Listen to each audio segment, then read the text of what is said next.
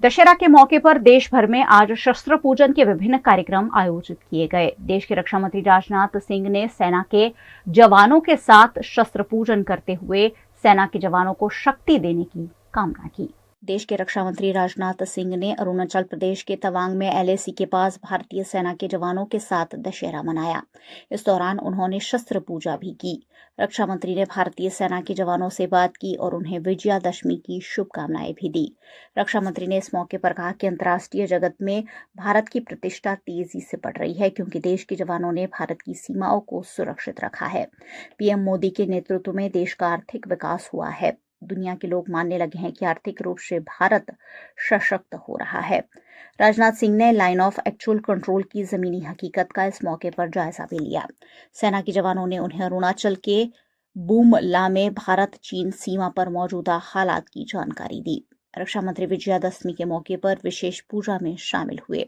इसके बाद उन्होंने तवांग वॉर मेमोरियल पर शहीदों को श्रद्धांजलि भी दी। इस दौरान भारतीय सेना अध्यक्ष जनरल मनोज पांडे भी रक्षा मंत्री के साथ रहे।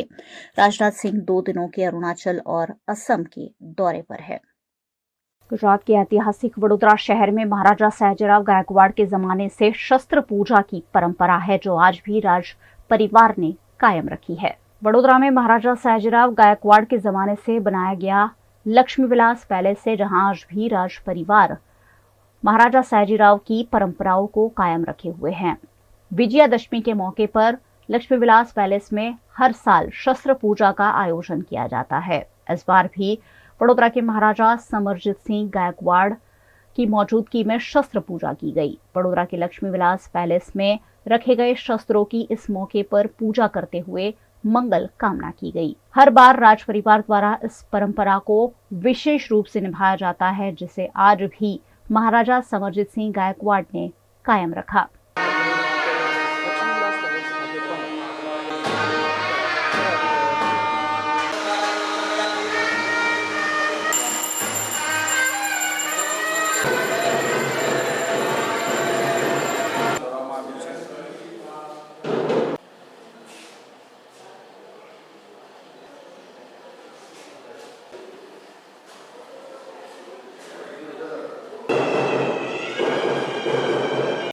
भारत में राजा महाराजाओं के जमाने से दशहरा के मौके पर शस्त्र पूजन की पुरानी परंपरा है, जिसे आज भी देश भर में कायम रखा गया है।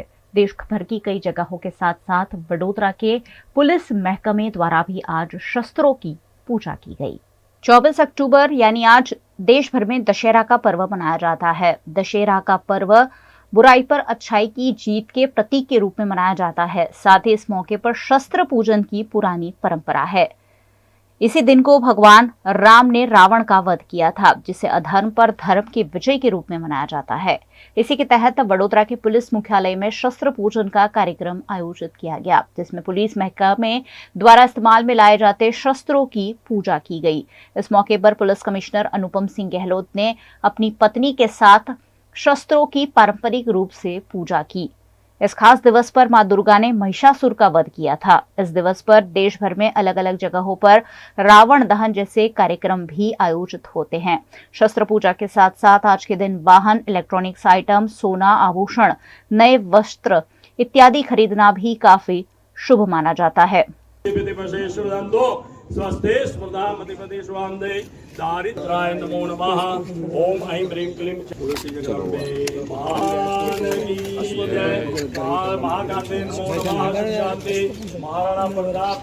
वडोदरा के पुलिस विभाग द्वारा हर वर्ष दशहरा के मौके पर विधिवत रूप से शस्त्र पूजन कर शक्ति की कामना की जाती है। इसी के तहत आयोजित आज के शस्त्र पूजन कार्यक्रम में joint CP Manoj Ninama, DCP स्तर के अधिकारी और अन्य पुलिस कर्मचारियों की बड़ी संख्या में उपस्थिति रही।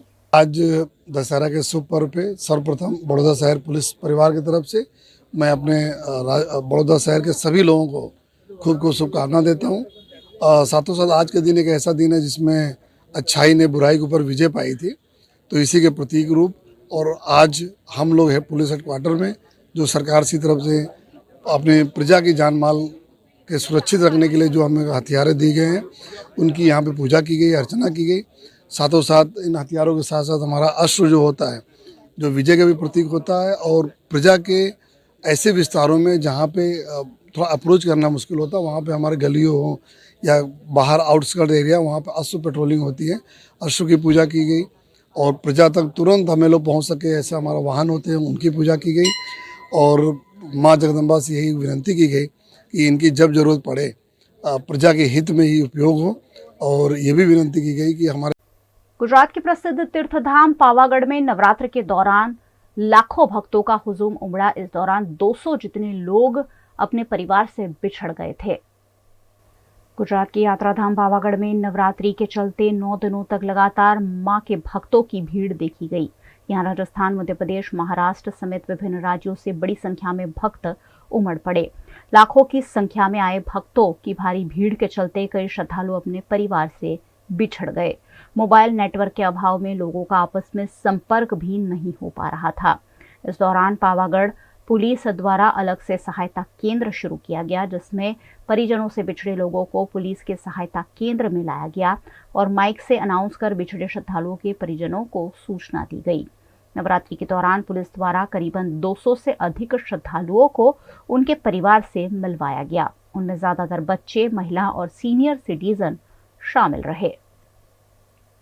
યાત્રાધામ પાવાગઢ ખાતે નવરાત્રિ દરમિયાન 9 દિવસ ભક્તોની ખૂબ ભીડ રહે છે. આ દરમિયાન પોલીસ પણ ખૂબ મોટા પ્રમાણમાં પંચમહાલ પોલીસ દ્વારા પણ બંદોબસ્ત આપવામાં આવે છે. પાવાગઢ ખાતે જે ભક્તોની મોટી ભીડ હોય છે તેના કારણે બાળકો, વૃદ્ધો, મહિલાઓ પોતાના પરિવારથી વિખૂટા પડવાના બનાવો બનતા રહેતા હોય છે. આ અનુસંધાને દર વર્ષે પાવાગઢ પોલીસ દ્વારા સ્પેશિયલ મિસિંગ સેલ ખોલવામાં આવે છે. નીચે માચી ખાતે તથા ઉપર મંદિર ખાતે પોલીસ સહાયતા કેન્દ્ર પણ સ્થાપવામાં આવે છે અને આની માટે અલગથી સ્પેશિયલ ટીમ બનાવવામાં આવે છે. અને આ જે વિખૂટા પડેલા સભ્યો છે એ પોતાના પરિવારને મળે તે માટેના પ્રયત્ન કરવામાં આવતા હોય છે.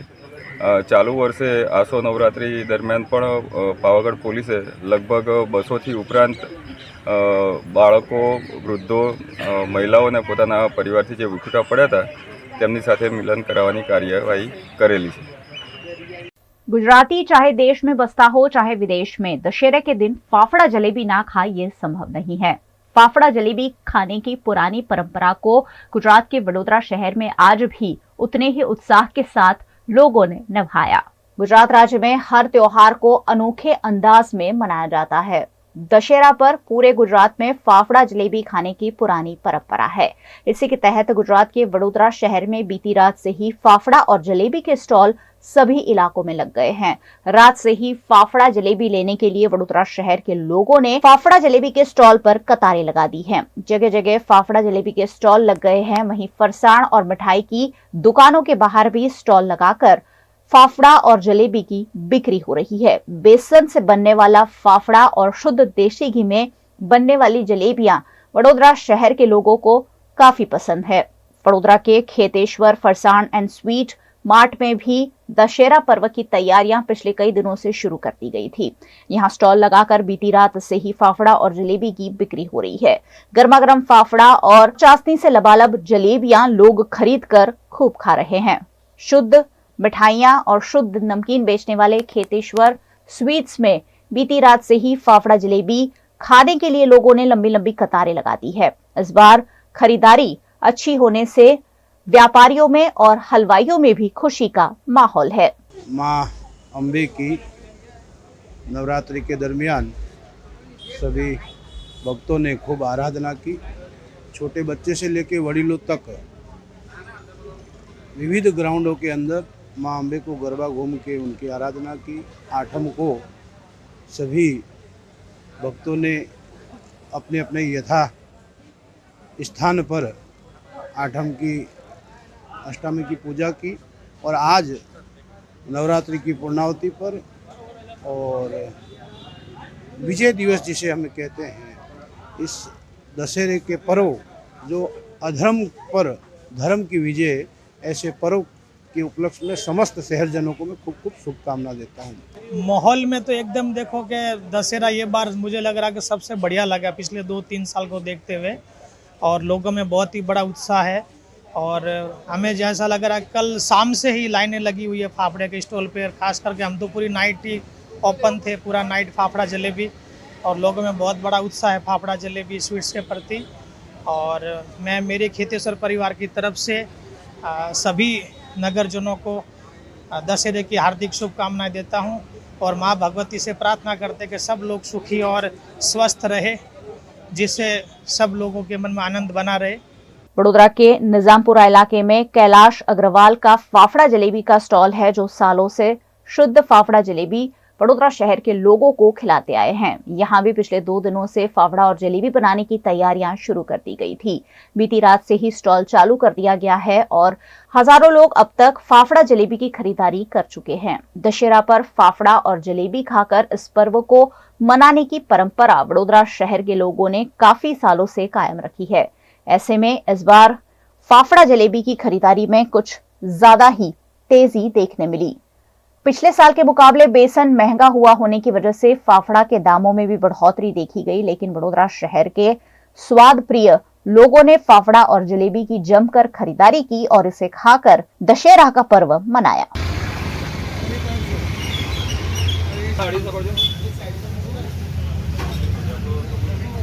दशहरा के दिन हम लोग 4-5 दिन पहले से प्रोग्राम चालू कर देते हैं फाफड़ा बनाने का। जलेबी रात से बनाने का चालू करते हैं। वो जलेबी के 4-5 दिन पहले नहीं चलती।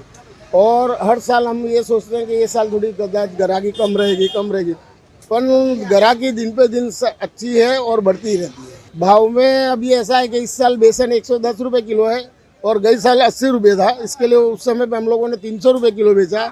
अभी 110 रुपये है तो 360 रुपये हम लोग फाफड़ा बेच रहे हैं।